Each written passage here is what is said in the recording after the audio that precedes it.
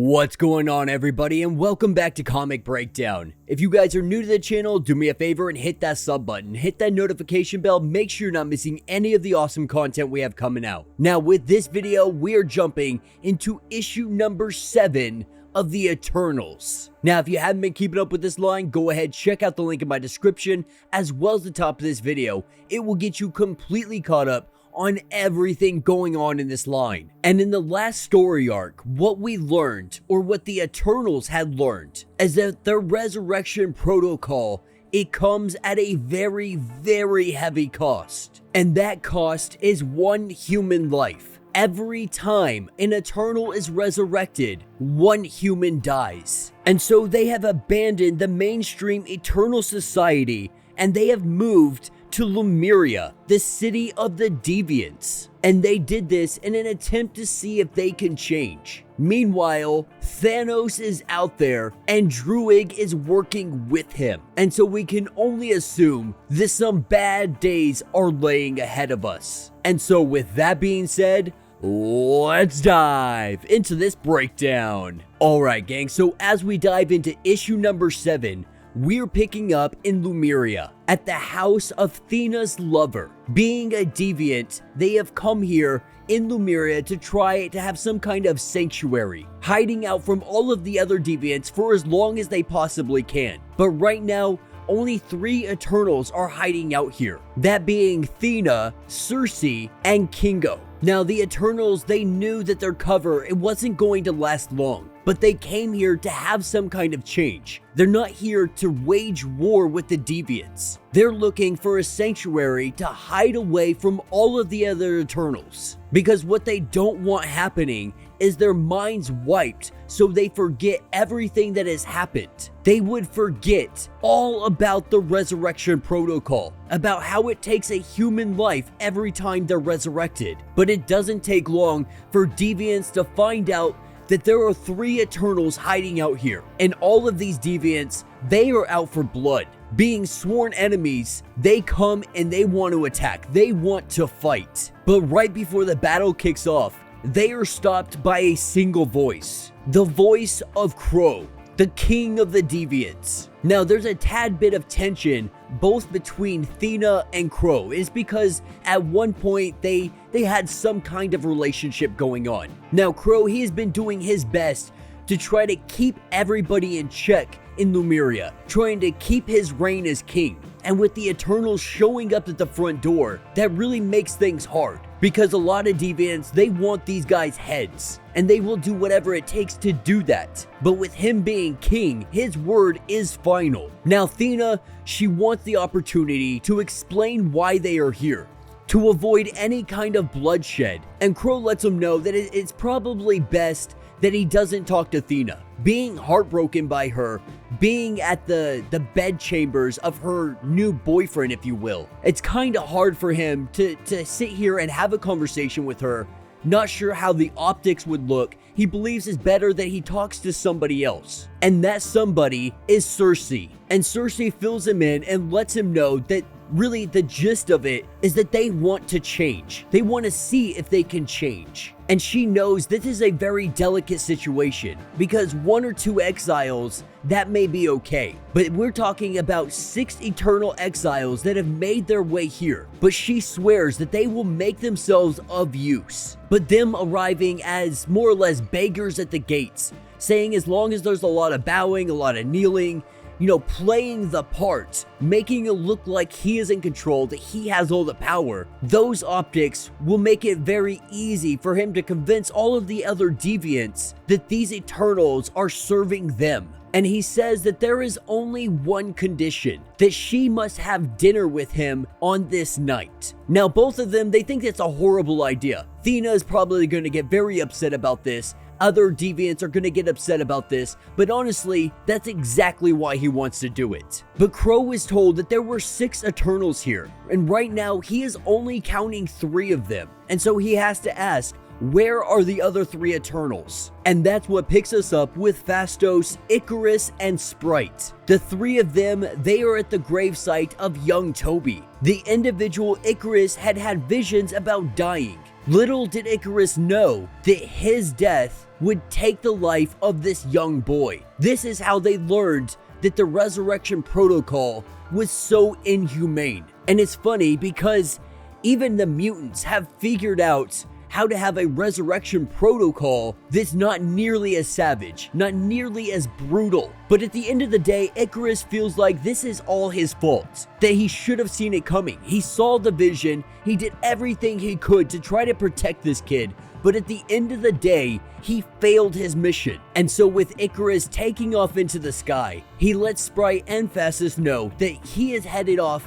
to the parents' house to let them know exactly how their son had died. Explain to them that his life was sacrificed so Icarus could be resurrected, believing that they deserve to at least know the truth of what happened to their son. But upon arriving at their house, this is when he is met by the Jack of Knives. Now, the Jack of Knives is of the Tricks, 1/4 of the Eternal Crime Lords. And Jax has come to let him know that he cannot tell them the secret, that nobody else must know. And tells Icarus that if you do this, I will ensure every single soul that you talk to will be hunted down, they will be found, and the secret will be kept. Because if you go ahead and spill your guts, if you tell everybody what is possibly happening, that would cause far too many problems for too many Eternals. Now, at first, Icarus really wants to threaten Jax, but he realizes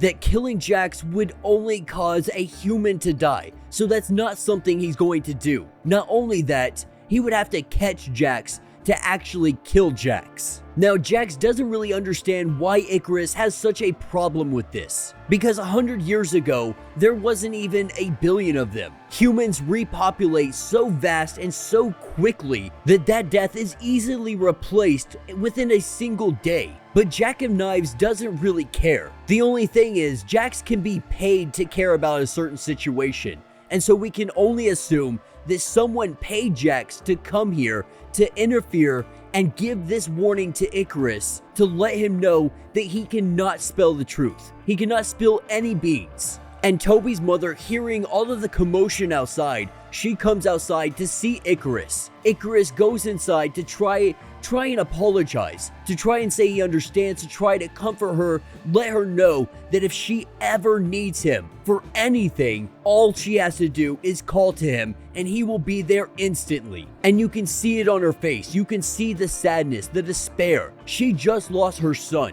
and so she lays into him, saying things that she'll probably regret later on, that she'll feel bad about saying to him. But this is all her anger. This is everything inside of her being let out on Icarus. And he takes this very willingly, believing that if she had forgiven him, he doesn't think he could have handled that. That this is exactly what he needed. He needed this berating to remember his mistake, to remember that he took the life of this young boy, maybe not knowingly, not even consensually, but it happened nonetheless, and he holds himself responsible. Now, that's what takes us deep in the subspace tunnels of the machine, and we have Thanos and Druig.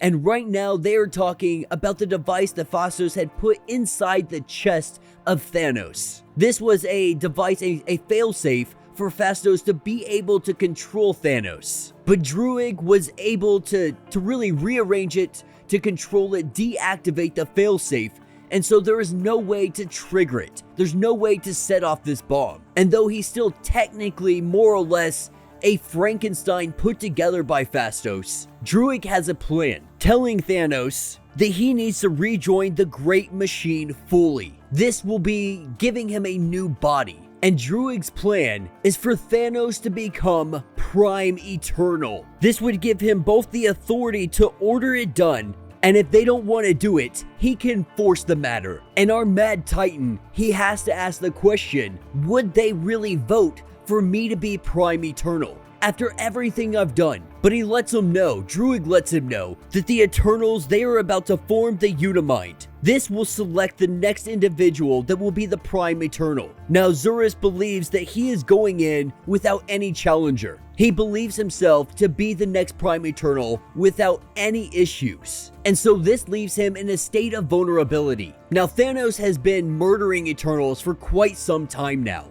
and he worries that that might hamper his ability to be elected. Druig not really having the heart to tell him that in terms of murdering other Eternals, Thanos really isn't high up on that list. Yeah, he's done some atrocities, yeah, he's done some bad things, but at the end of the day, there are other Eternals out there that have done much more damage. But Druig has been working in the background, working with individuals to try and secure votes for Thanos. And so with Zurus calling an election of the Prime Eternal to deal with certain problems, he wishes to force those who have learned the truth of resurrection to be mind-swiped. And this will be possible if they join the Unimind. And if that can't happen, he wishes to re-establish his authority to act against them. And he is doing this with haste. And that means many of those murdered will not be able to vote. And this gives them the opportunity. With a bunch of Eternals not being around, with some not showing up and others showing up that never do show up, Druig works his magic like the snake he is, and he is able to secure some votes, or at least the promise of some votes, for Thanos. And so this race is going to be close. Zurus has a chance of winning, but so does Thanos. And really at the end of the day, Druig is getting out of this being the right-hand man of Prime Eternal. That is what he has been gunning for this entire time. He is striving for more power, for more control. Not only that, he told Thanos that he got rid of this bomb that Phastos had put inside of him. But the truth of the matter is, Druig has control of it. He re-engineered it so that he can control it at any point in time, making Thanos his puppet. Now, of course, he does not tell him this yet. He keeps this a secret, he keeps this hidden in case he ever has to pull it out. And so they begin working to make Thanos the Prime Eternal. And that's what takes us to the Chamber of the Unimind. And with Zurus standing here getting ready to have this Unimind, recognizing that Icarus and some of the others have not arrived, thinking maybe they should wait, maybe they should postpone this, Zurus doesn't want to do so, telling them to form the Unimind. They begin their connection, and that is when Thanos and Druig walk into the room. With everybody beginning to connect to the Unimind, they jump in and they connect as well. Now Zurus is the candidate. In the flood of consciousness, he awaits the approval. But then people start to realize that there's another contender in here. One that's promising freedom, change, and glory.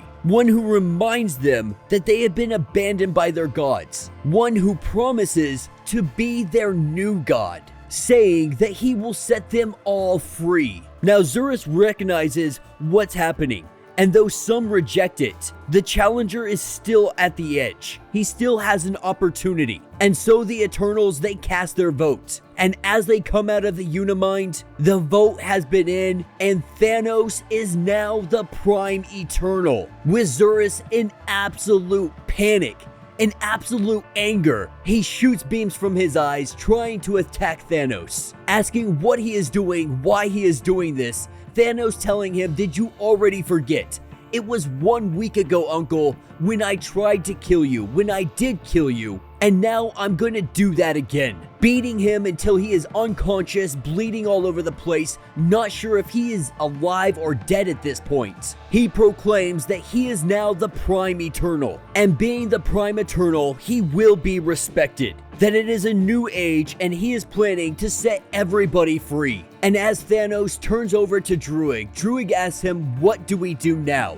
Thanos grabbing him by the head and smashing his head into the ground, killing him right there on the spot. Because Thanos knew this entire time that Druig was playing him, that he was trying to trick him, that he had that failsafe ready to go, trying to manipulate him whenever he got the opportunity. Telling him that all of the Eternals, they are all the same. They are all just so consistent. But what he's going to do now is whatever he desires. And that will be the end of this issue. So let me know what you guys think down in the comments. I have absolutely been loving this Eternals run. Now, I know a lot of you guys, you've probably seen the Eternals movie.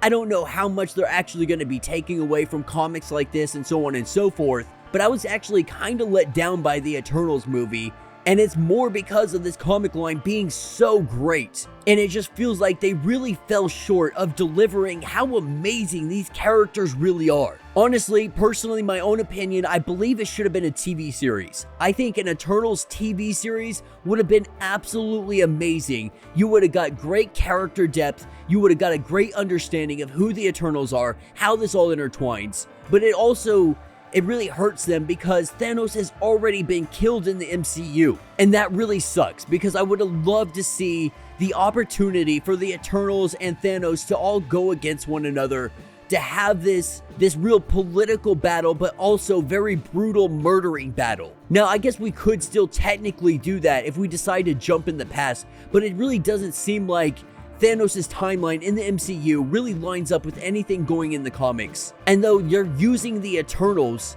I just don't feel like they are being used to their full extent. Now, it does introduce us to the Cosmic Marvel, which is super awesome. We're getting introduced to a bunch of different individuals from all over the universe. But I'm willing to give the next movie a try, really see how it plays out, see if they do the resurrection process, because Icarus and everything that happened and so on and so forth, it was really just kind of disappointing. But when it comes to this comic, they have absolutely been killing it. And now that Thanos is in charge, now that he is Prime Eternal, a lot of things are about to change. But yeah, let me know what you guys think down in the comments. If you have not yet, do me a favor, hit that sub button, hit that notification bell, make sure you're not missing any of the awesome content we have coming out. And until the next breakdown.